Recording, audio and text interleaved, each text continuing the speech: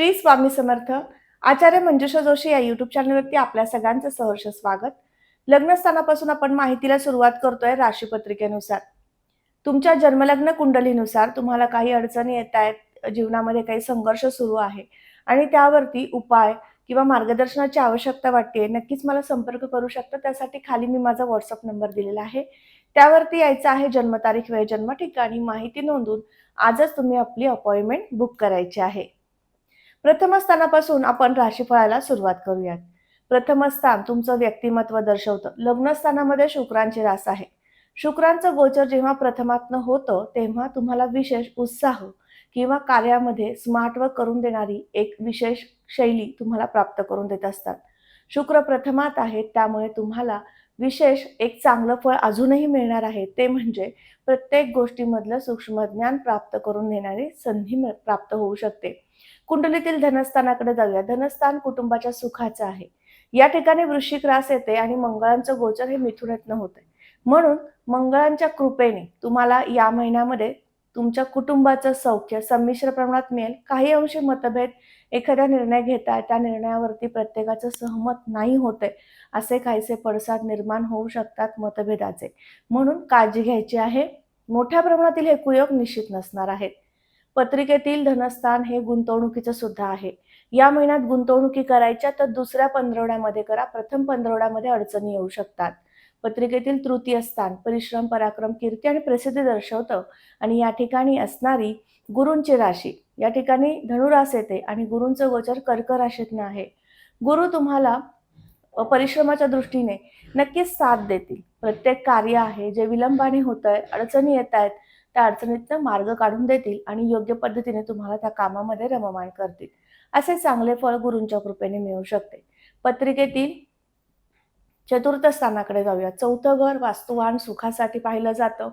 चौथ्या घरावरनं आईचं सुख सुद्धा पाहिलं जातं. या ठिकाणी मकर राशी येते आणि शनींचं गोचर हे षष्ठातनं होतंय मीन राशीतून.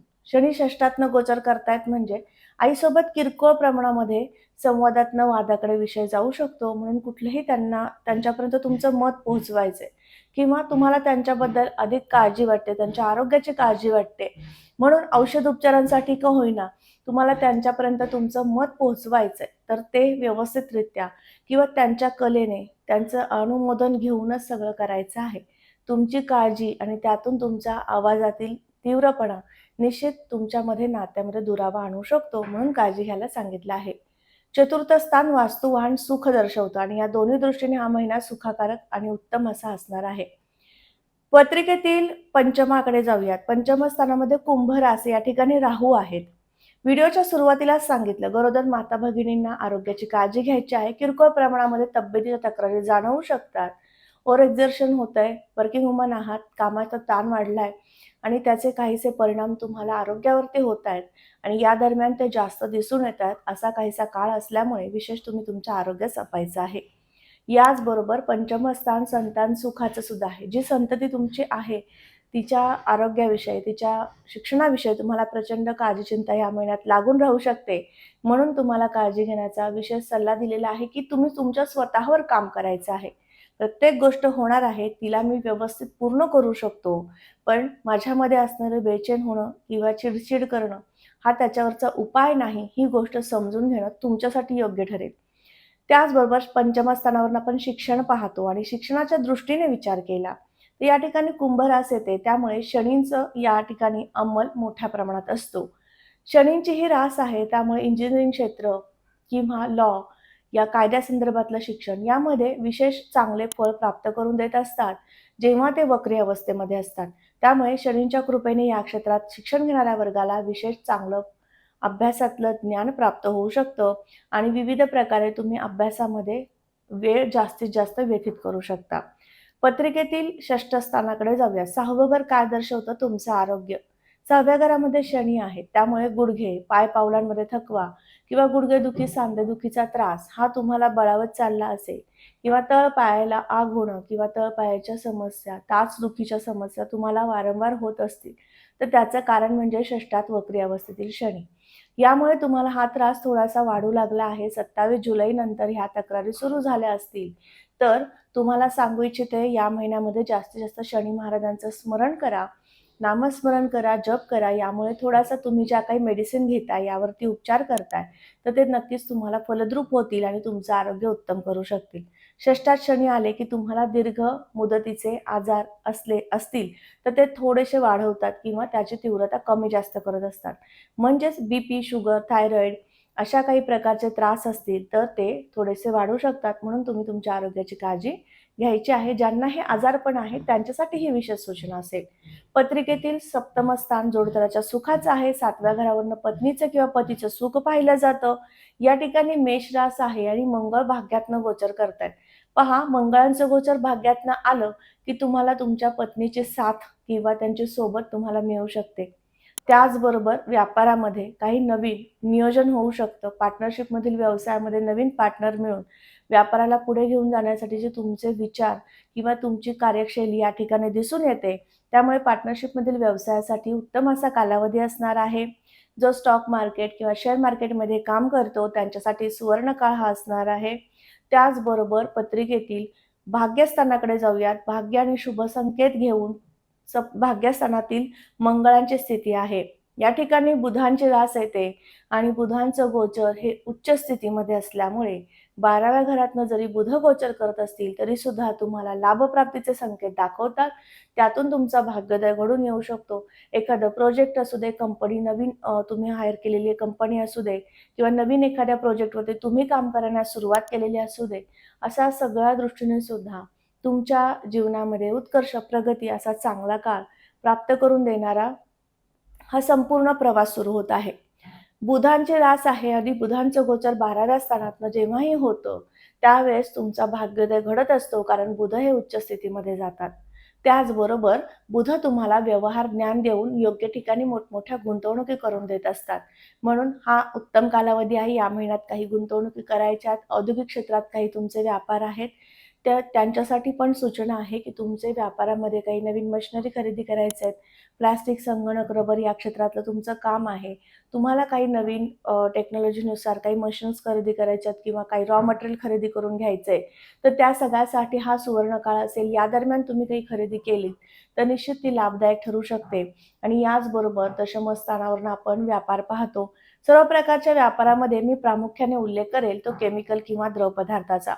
ज्यांचा पाणी संदर्भातील व्यापार आहे किंवा द्रव पदार्थ केमिकल संदर्भातील व्यापार आहे, गोड पदार्थ अन्न पदार्थ संदर्भातील व्यापार आहेत, जो खाद्यपदार्थासंदर्भातील व्यापार म्हणून ओळखला जातो, अशा सगळ्यांसाठी अतिशय उत्तम दशमस्थानामध्ये गुरूंची स्थिती असणार आहे. दशमात गुरु आले की तुम्हाला व्यापारामध्ये तेजी प्राप्त करून देतात. दशमात गुरु आले की तुमचा व्यापार हा उच्च स्तरावर घेऊन जात असतात. त्यामुळे उच्चस्थ गुरूंचे चांगले लाभ प्राप्त करून घ्या. जो खाद्यपदार्थासंदर्भातील व्यापारी वर्ग आहे त्यांच्यासाठी ही प्रमुख सूचना. याचबरोबर गुरुवर्ण आपण पिवळ्या रंगाच्या वस्तू पाहतो. गुरुवर्ण आपण सोने चांदीचे व्यापार सुद्धा पाहत असतो आणि त्याचबरोबर शुक्रांची स्थिती सुद्धा या ठिकाणी आपण पाहत असतो. शुक्र स्वतःच्या तूळ राशीतनं प्रथम भावातनं गोचर करतायत. गुरु उच्चस्थ दशमातनं गोचर करतायत. त्यामुळे सोने चांदीचे व्यापारी वर्ग, शेअर मार्केटमध्ये काम करणारा वर्ग, मार्केटिंग क्षेत्रात काम करणारा वर्ग यांच्यासाठी सुवर्ण संधीचा काळ घेऊन येणारी ह्या 2 ग्रहांची स्थिती आहे. बुध 12व्या घरात आहे, त्यामुळे तुम्हाला व्यवहारामधनं उत्तम प्रकारे काम करण्याची तिथे ताकद निर्माण करून देत असतात. त्यामुळे तेही योग उत्तम आहेत. जसे खर्चाचे योग या ठिकाणी आपण समजून घेतोय, त्या दृष्टीने सांगू इच्छिते.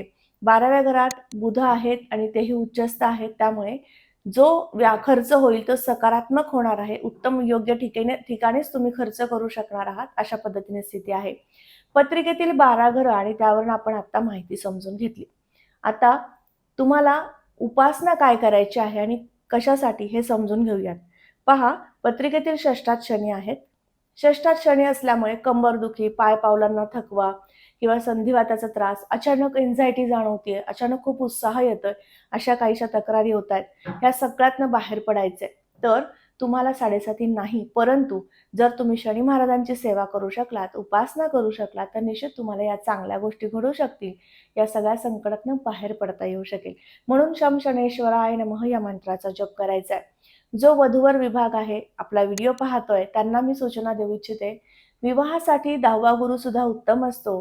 त्यामुळे 10वा गुरु सुरू आहे. पत्रिकेमध्ये तुमच्या जन्म कुंडलीमध्ये गुरूंची स्थिती उत्तम आहे. तर विवाहासाठी पण तुम्ही प्रयत्न करू शकता आणि त्यासाठी सुद्धा दत्त महाराजांची सेवा निश्चित तुम्ही करू शकता.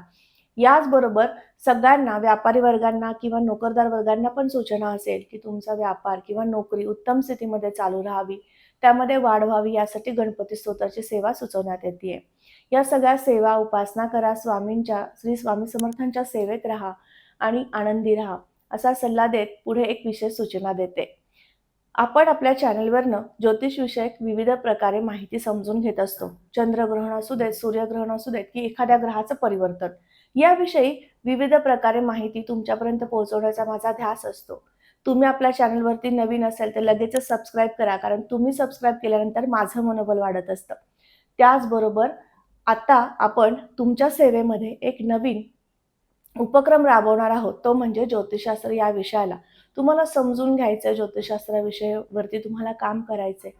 हे शास्त्र समजून तुम्हाला इतरांपर्यंत तुमच्या माध्यमातून ज्ञान पोचवायचं आहे. तर आपण ज्योतिषशास्त्राचे क्लासेस सुरू करत आहोत. तुम्हाला ॲडमिशन घ्यायचं आहे, त्याबद्दलची संपूर्ण माहिती जाणून घ्यायची आहे, तर त्यासाठी खाली मी माझा WhatsApp नंबर दिलेला आहे.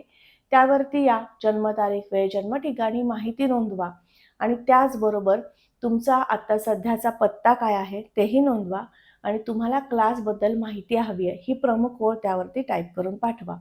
लवकरच तुम्हाला तुमच्या मेसेजला उत्तर देण्यात येईल. त्यावरती तुम्हाला संपूर्ण कोर्सची माहिती देण्यात येईल आणि तुम्हाला तुमच्या सगळ्या समस्यांवरती किंवा विशेष चिकित्सेबद्दल शंका निरसन करण्यात येईल. पुन्हा भेटणार आहे अशाच महत्त्वपूर्ण माहितीला घेऊन. तोपर्यंत आत्ता आपली रजा घेते. श्री स्वामी समर्थ. जय जय स्वामी समर्थ. रामकृष्ण हरी.